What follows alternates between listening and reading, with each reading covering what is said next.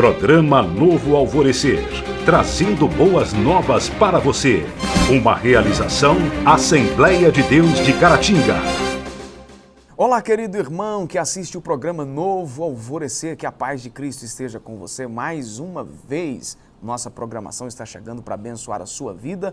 Conteúdo especial da lição de Escola Bíblica Dominical.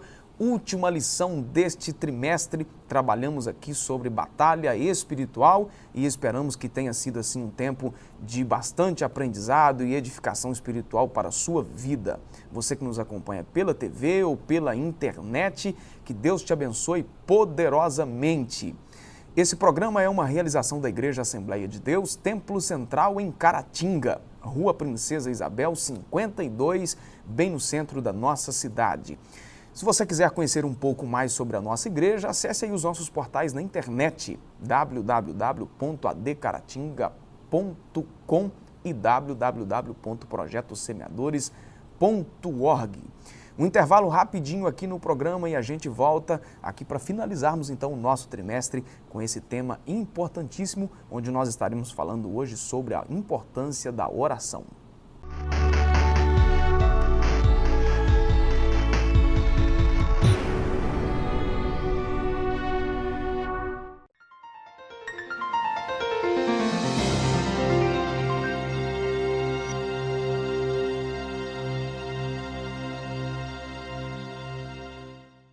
Continuando o programa Novo Alvorecer, comigo aqui o Joás e também o pastor Odaí. Bem-vindo mais uma vez, senhores. A lição que nós estaremos estudando, a lição de número 13, portanto, como eu já disse, a última lição do trimestre, ministrada nesse próximo domingo, dia 31 de março de 2019. Orando sem cessar é o tema da nossa lição. Texto áureo, primeira carta de Paulo aos Tessalonicenses, capítulo 5 e versículo 17, orai sem cessar. É o texto aí do nosso texto áureo. A verdade prática diz que o Novo Testamento nos ensina que a oração deve ser uma prática contínua dos cristãos, desde a primeira até a segunda vinda de Cristo, aí dentro da nossa linha de pensamento teológico. Mateus capítulo 6, versículo 5 até o versículo 13 é o texto áureo da nossa aliás, a nossa leitura bíblica em classe, Mateus 6, do 5 ao 13. Vamos lá então? Animado aí? Bora. Terminando o trimestre? Né? Foi bom, foi ruim? Como foi a sua perspectiva aí, pastor Daí? Foi progressivo, né? Foi legal, né? Legal. Bacana. E aí, Joás? Chegou ao final, né? Que bom que chegou ao final, né? Agora vem aí tabernáculo, vai ser uma lição. Próxima lição, né? Próximo trimestre. Uhum. Baseado aí no texto aí da oração conhecida como a oração do Pai Nosso,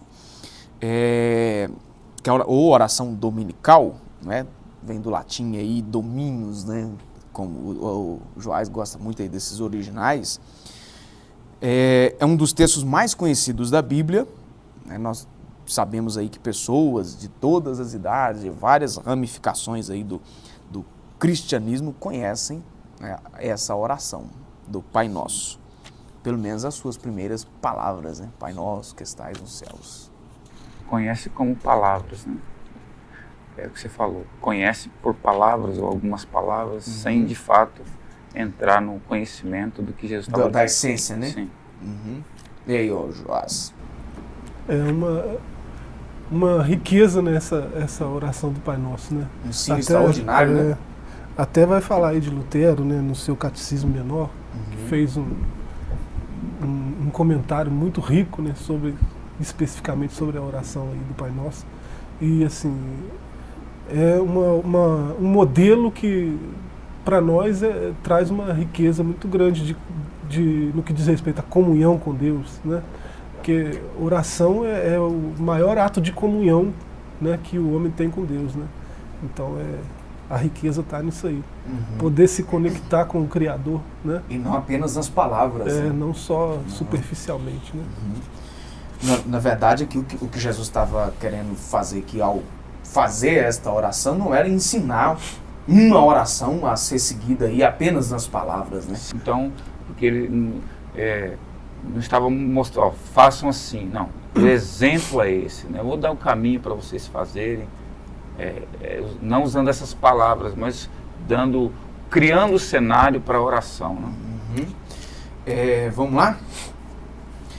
A oração expressa a nossa dependência a Deus.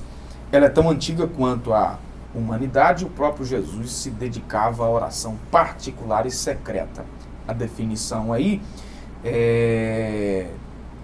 segundo a definição nossa, assembleiana, né, define que a oração como um ato consciente pelo qual a pessoa dirige-se a Deus para se comunicar com Ele e buscar a sua ajuda por meio de palavra ou pensamento.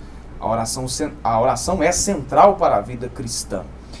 A fé cristã não prescreve local, dia da semana, horário, postura, se é de pé, sentado, deitado ou ajoelhado para fazer as orações. O ensino cristão é orar sem cessar, conforme o texto aí que eu já citei, de Paulo aos Tessalonicenses 5:17. A questão, o maior exemplo aí, Jesus como homem, né, orando, buscando a face de Deus, em uma oração tanto pública como secreta, e aqui como dizendo aqui o que crê as Assembleias de Deus, um ato consciente, que claro, se o que a Assembleia de Deus diz não estivesse de acordo com a Bíblia, estaria errado, mas a Bíblia nos ensina a orar com consciência, né? A saber o que estamos orando, né?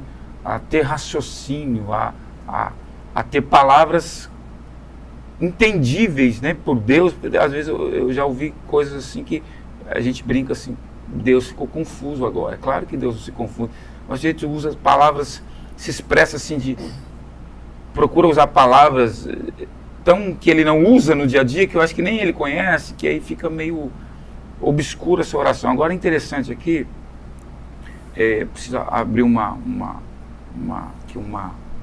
parênteses aqui na questão na oração que foi falado aqui, que não existe uma forma real de se orar, ok? Tá certo. Agora, para quando a gente está dentro de um templo, a recomendação, ou numa oração mais íntima com Deus, nós temos o exemplo do próprio Senhor Jesus, quando chegou no Getsêmani, que ele se prostrou com o rosto, né, para orar. Então, ele está mostrando assim uma reverência, ou mostrando uma submissão, reconhecendo o Deus, né, a quem ele estava dirigindo, como homem dirigindo a oração ao Pai. Então, é verdade que a gente todo o tempo tem que estar orando, mas quando se fala em templo, se a gente puder, ou em casa, né, num momento particular, no nosso quarto, se puder, por questão de reverência, é até um ensino bíblico, né? E aí, Odaí, a postura física não importa, o importante é a posição diante de Deus. Esse é o Joás. O Odaí. Desculpe, Joás. A postura, a questão da postura, do horário, do local, né? Não há uma regra para isso, né? O que Jesus está mostrando ali é isso. Quando horários, quer dizer, já oram, né? Não está falando orem, ele fala, quando orares, né? Porque é sinal que eles já oram, né? Orem assim, né? Ele não está dizendo orem essa oração, orem desse jeito, né? Orem assim, esse é o modelo, né? Esse é o parâmetro, né? E o termo ali para orem assim, né? Proseukomai, né? Do grego, ele é muito abrangente, ele abrange todas as formas aí de comunhão, né? Falar, ouvir, comungar, né? Isso tudo está dentro ali de proseukomai, né? Depender, né? Tem uma relação de dependência entre os interlocutores, igual está na nossa declaração de fé aí, né? Comunicar com ele, né? Consciente de falar com Deus e de se comunicar com ele. Comunicação. Comunicação não é só falar. Ouvir também. Comunicação tem um monte de coisa, né? Então, por isso não tem essas especificações aí de local, de horário, de postura, né? Quem está de pé ora, quem está deitado ora, quem está sentado ora, quem está andando ora, quem está... né? Não tem essa necessidade de ter uma postura específica, um local específico. Né? A Bíblia mostra a oração desde Sete, filho de Adão e Eva. Aí o texto de Gênesis 4:26. Então se começou a invocar o nome do Senhor. Essa prática continuou na vida dos patriarcas do Gênesis, Abraão, Isaque e Jacó. Eu fico assim fascinado com a Bíblia, porque eu fiquei aqui me perguntando qual o motivo ou qual que era o sentimento desses homens na oração. Porque hoje, pastor Adilson, quando a gente entra em oração, eu costumo dizer que tem que tirar-se uma casca, né? Quando os primeiros minutos da oração é aquela é difícil porque é uma guerra espiritual, né? Espiritual e física ao mesmo tempo. Mas depois desse momento a gente sente prazer da comunhão. Nós ouvimos Deus falar conosco, nós temos comunhão porque somos templo do Espírito Santo. Agora esses homens aqui, eu tenho certeza bíblica que eles não sentiam a mesma alegria que nós na oração, exatamente pela dispensação. Nós temos o Espírito Santo habitando em nós. E esses homens deixam para nós um exemplo glorioso de homens que viveram uma vida de oração ou tiveram momentos de oração que ficaram para a história. Isso aqui eu li isso aqui, eu fiquei pensando, Senhor, que privilégio que nós temos e às vezes nós não sabemos usar. De irmos além deles, né? Isso. E aí, Joás? Tem todos esses nomes aí que foi citado aí, primeiro 7, né? Então começou-se a invocar o nome do Senhor. E termina lá com Ezequias, né? Que fez aquela oração num leito de enfermidade, né? A oração de Elias é uma que chama atenção aí, né? Ele fala de Moisés, Samuel, Elias. Pelas poucas palavras, né? Falou pouco e assim foi atendido na hora. Ele demorou mais consertando o altar do que orando. E a questão da chuva, né? Que ele orou para cessar a chuva, cessou. Okay. Orou para vir a chuva, né? E veio a chuva. Orou o outro lá ora para o sol parar, né? E como é que isso acontece? Como é que o sol para, né? A perspectiva de quem está observando, né? E aconteceu. Já pensou? Toda uma ordem universal é contrariada porque alguém orou. Obviamente não havia o conhecimento científico de hoje, né? De Terra, de planetas, né? Que giram em torno do Sol. Perspectiva do observador. Daquilo que ele via, né? A gente ainda fala que o Sol nasceu, o Sol que anda, o Sol né? se pôs, né? Sim. Mesmo com a ciência avançada. Então é perspectiva de quem está observando, né? Mas são orações assim, que assim, a gente olha e a gente fica espantado com a eficácia da oração desses homens. E né? o tamanho da ousadia, né? Na oração. Para fecharmos aqui em 30 segundos que nos resta no bloco, Joás, vou deixar você continuar com a palavra aí sobre Jesus e a prática da oração. Jesus orava de todo jeito, né? Em secreto, passava noite orando inteira, né? Orava publicamente, né? Então, os evangelhos mostram todas essas formas de oração na pessoa de Jesus. E assim, ele é o maior exemplo de oração que a gente tem, e é o maior exemplo de que ora melhor junto quem ora sozinho, né? Se nós três aqui levantarmos um clamor, levantar a voz em oração, a gente vai orar melhor se a gente tem vida de oração sozinho. Eu e Deus lá. Como que é a minha vida de oração? Eu e Deus. Né? Se for uma vida efetiva de oração, quando nós estivermos juntos, a nossa oração vai ser mais efetiva. Né? Então ora melhor junto quem ora sozinho. Né? E Jesus é um exemplo maior disso aí. Isso aí. Vamos dar uma pausa. Você de casa não sai daí e a gente volta em instantes. Rapidinho.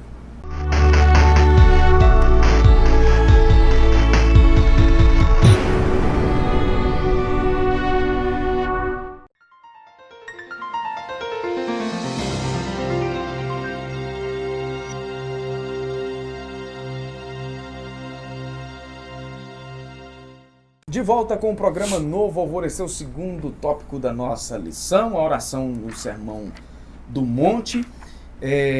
Jesus falou sobre o assunto da oração no Sermão do Monte para corrigir distorções existentes na época sobre a oração. E parece que tem muita gente que ainda não leu o Sermão da Montanha, né, Joás? É necessário reconhecer, então, as palavras de Jesus quando ele estava ensinando.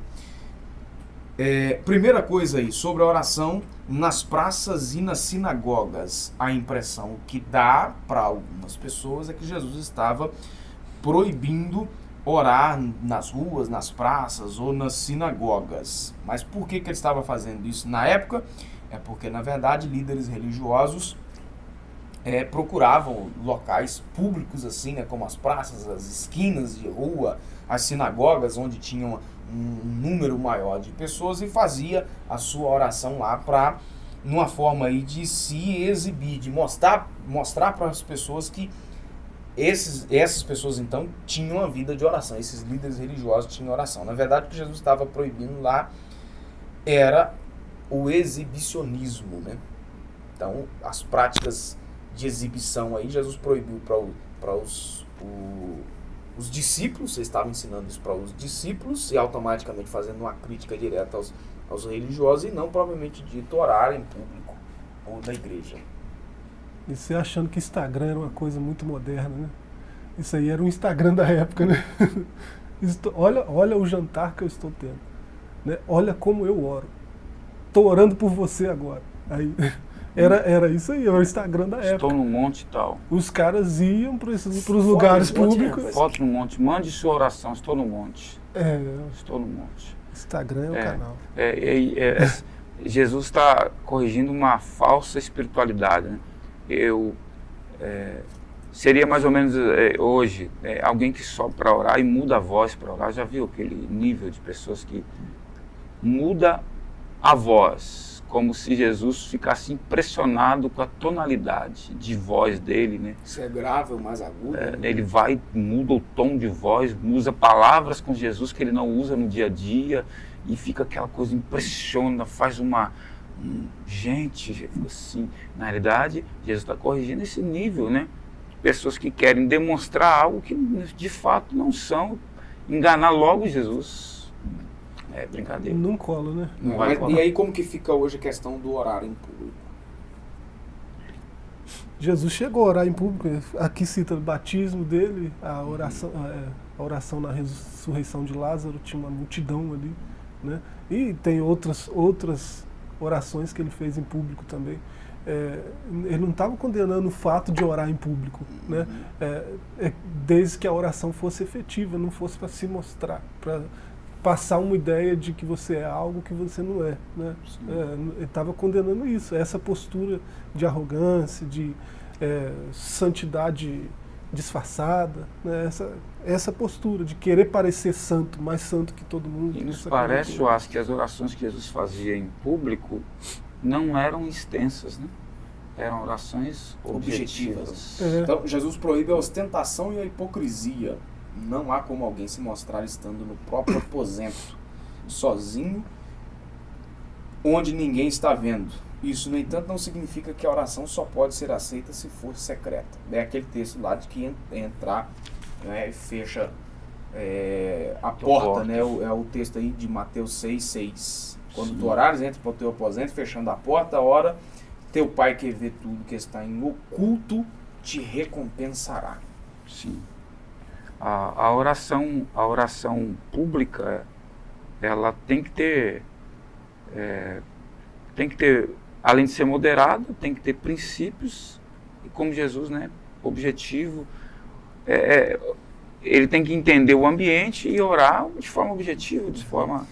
Eu acho que isso aqui vai facilitar para a gente a partir do momento que todos entenderem que a oração é um diálogo entre quem ora e Deus, não é?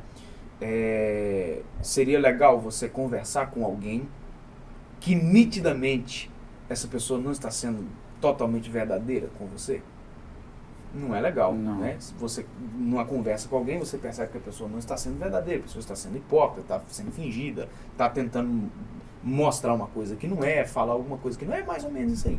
Então, um diálogo que a gente tem com a pessoa, para que ele tenha resultados, não é, satisfatórios, cumpra o seu propósito, o diálogo tem que ser um diálogo verdadeiro, não é? Então, é isso aí. Você vai apresentar a Deus verdadeiramente como você deve apresentar qualquer uma outra pessoa no sentido eu qualquer e não no sentido pejorativo, né? Sim. Como se estivesse apresentando a uma pessoa de forma verdadeira. E aí tem coisas que você sabe que você vai poder gritar, por exemplo, um amigo seu que está lá do outro lado da rua, né? E aí, aconteceu assim, assim, assim, assado. Agora tem coisas que você sabe que você vai ter que ir no ouvido da pessoa e falar, né? Mas em segredo. Então é basicamente por aí. Verdade. E no secreto, Jesus não está criando uma regra também. Importante dizer de novo, né? Ele não está criando uma regra. Tem um contexto aí. Quem que deve orar em secreto no quarto? Esse cara que fica se exibindo na praça. O conselho é para ele. Vai, entra no teu quarto, né? Não é uma regra geral, que todo mundo só tem que orar desse jeito, dentro do quarto e tal, né? E assim, é claro, fica evidente que Jesus tinha essa prática aí. Por que em público ele faz uma oração muito objetiva, curtinha, com poucos segundos até? E a coisa acontece. Porque ele passa a noite orando. Ele fica uma noite inteira falando com Deus. Na hora que ele está em público, ele não tem necessidade dessa coisa toda, né? Porque ele já tem a intimidade que ele precisa para ter acesso que ele precisa. Certo. Né? Para nós fecharmos aqui sobre as vãs repetições, Jesus nos instruiu com essas palavras: orando, não useis de vãs repetições. Há quem leva horas orando, repetindo palavras sagradas, pois acreditam que isso aumenta o seu crédito no céu. Aí a palavra que foi usada aí, você que gosta de original, Joás, mais uma vez, significa repetir palavras sem sentido. Então o problema aqui não é nem tanto repetir, mas é repetir o que não faz sentido. Sabe o que está falando? Né? A eficácia da oração não está na sua extensão, mas e nem nas repetições das palavras. A palavra perde o sentido quando você fala sem saber o que está falando. Ela não faz sentido nem para você, né? Como que ela vai fazer sentido para quem está ouvindo, né? É coisa básica de comunicação, né? Tem que fazer sentido para todo mundo. Se não faz sentido para você, por que você vai ficar repetindo? Não adianta, você pode repetir eternamente. Não vai fazer sentido, né? Se não faz sentido, é vã repetição, né? Uma repetição que está aí. Certo? Fechou aí? Vamos dar uma pausa, a última delas aqui no programa, e a gente volta já já.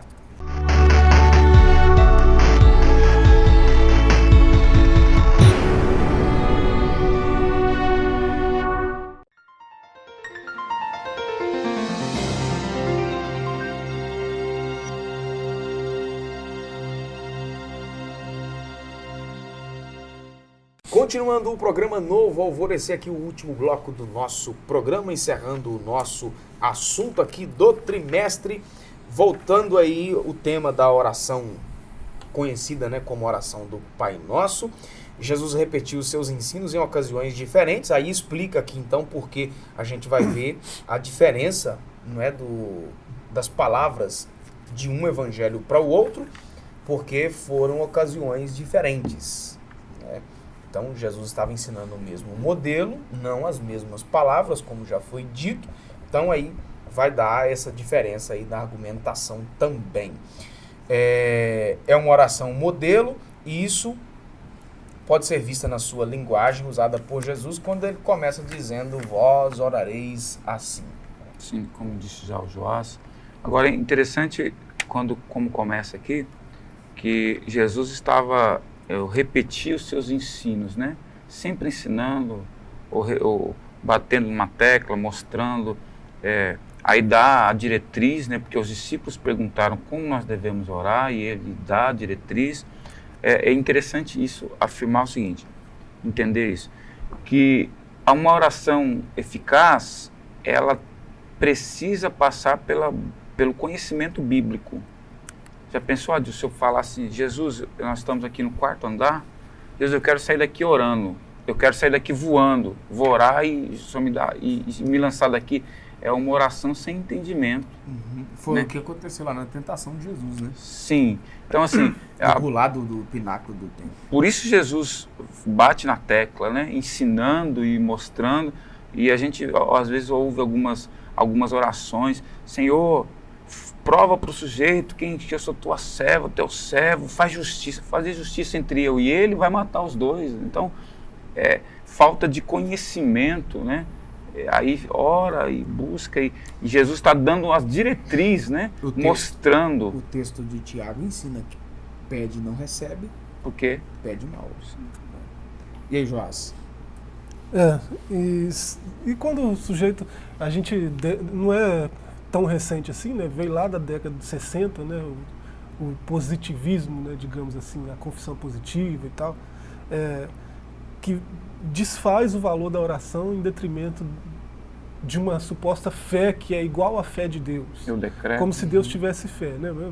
É outro assunto. Sim. Mas assim, um livro aí que é best-seller, que eu costumo falar e às vezes sou cercado na saída até, quando eu falo, um livro que é best-seller, não vou citar o nome, porque senão daí vai parar de vender lá e tal. Não tem problema. O cara chega a dizer, nunca vá a Deus com as palavras, se for da sua vontade. Essas palavras são destruidoras da fé verdadeira. Não vende, não. São destruidoras da fé, porque a fé verdadeira determina. É a fé de Deus, de declarar e as coisas virem à existência. Ora, já pensou se eu tenho esse poder de declarar, determinar? Eu chego lá para o Totó, determino que você fale, converse com a Dilson. O Totó vai conversar? Mas tem que ser logo comigo? Não vai. Determinismo idiota, não vai funcionar. Né? E por que isso funcionaria em outro âmbito? Se não vai funcionar com o Totó? Né? É questão de raciocínio lógico, né? Não deve usar a lógica em tudo com que se relaciona à fé, mas nesse caso, né, é óbvio que não é assim que funciona. O próprio Senhor falou, seja feita a tua vontade. Então, se ele falou assim, por que eu vou dizer que falar assim é idiotice, que isso é errado? Né? Quem que está errado, Jesus ou o Benihim? Né? Quem que está errado na história? Né? Eu prefiro ficar com Jesus. Né? Sem inteligência. Vamos lá, então? As nossas necessidades, o termo pão, em o pão nosso de cada dia, nos dai hoje, inclui tudo aquilo que o nosso corpo necessita. Jesus nos ensina a sermos moderados em nossos desejos e pedidos. Né? Então, ou seja, inclui o que o nosso corpo necessita, mas dentro daquilo que for lógico. Né? Eu acredito aí que a ostentação aqui não faz parte do dai-nos hoje, o pão de cada dia. Também, outro ponto importante é a questão do perdão. E aí isso aqui que dá o valor do que é o que Jesus estava ensinando, que é perdoa as nossas dívidas assim como perdoamos aos nossos devedores. O gatilho da bênção, né? O que libera a bênção é o perdão, né?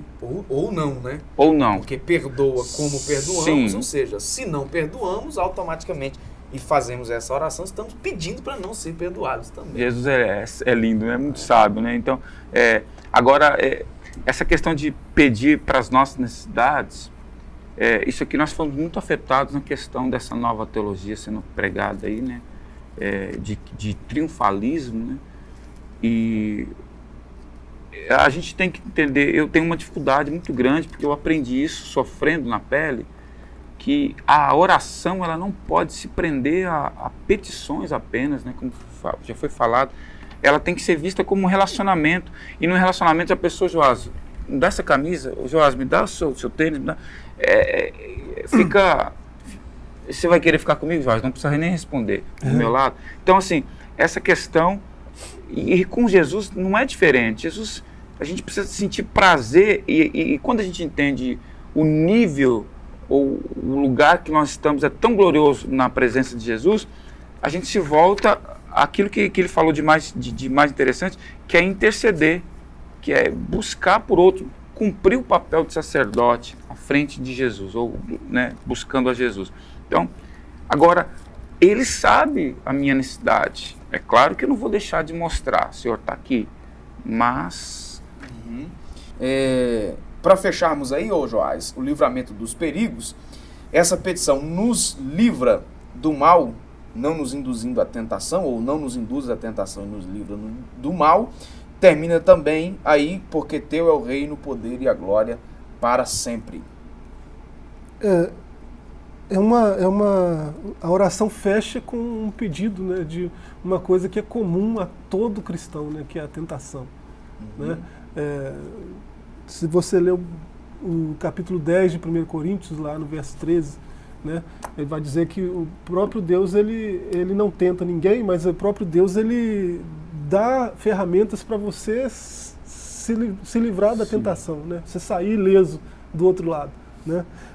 E assim, só relembrando o texto áureo, eu até abri aqui, 1 Tessalonicenses 5, né, o texto áureo está lá no verso 17, né? Mas esse verso tem uma coisa antes e uma coisa depois que eu acho que é essencial para o cristianismo. Né? Regozijai-vos sempre, né? Orai sem cessar, que é o nosso texto áureo, e em tudo dai graça. Né? São três coisas que, se o cristão tiver, né, alegria, oração e gratidão, né, alegria sempre, né, e o único jeito de ter alegria sempre é ter sempre comunhão com Deus, né, oração, né, então as coisas estão interligadas, e se você tem comunhão com Deus e Ele te dá essa alegria sempre, você automaticamente a sua reação, a única reação possível é de gratidão. Então, alegria, oração e gratidão, né, esses três versos aqui tão pequenos, né, tão assim... Com significado grande, né? Tá certo. Pastor Daí, obrigado mais uma vez. Nós te agradecemos. Joás também, Deus te abençoe. Você de casa, nossa gratidão por ter nos acompanhado. Na semana que vem nós estaremos trabalhando aqui um novo tema nesses programas aí de terça e sexta-feira. Estaremos trabalhando sobre o tabernáculo. Acredito aí que será um tempo extraordinário também de crescimento espiritual e do conhecimento da palavra de Deus. Um abraço a você, fique na paz de Cristo. Programa Novo Alvorecer, trazendo boas novas para você. Uma realização Assembleia de Deus de Caratinga.